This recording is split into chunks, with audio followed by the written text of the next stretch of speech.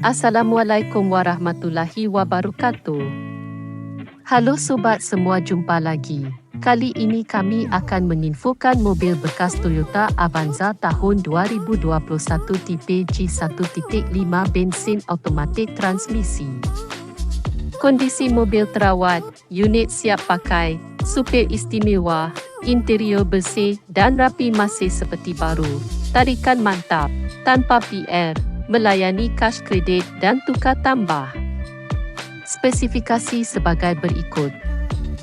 Pemakaian peribadi, low KM 20 ribuan, buku servis lengkap, kunci 2, kelistrikan normal, kaki-kaki senyap.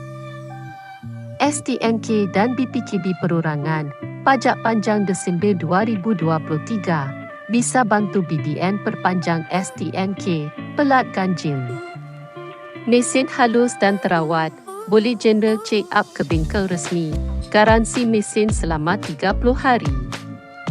Mobil lulus inspeksi dan sudah terverifikasi, diskon biaya perawatan, diskon oleh 50%. Surat-surat dijamin keabsahannya, surat-surat lengkap sampai faktur, bebas tabrak dan banjir. Harga kredit 210 juta, lokasi unit di Pasar Minggu, Jakarta Selatan.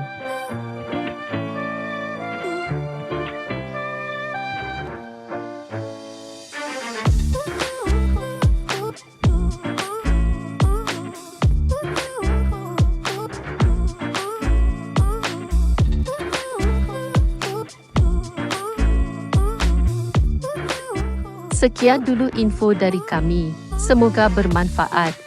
Bila suka dengan informasi dari kami, silahkan subscribe. Terima kasih.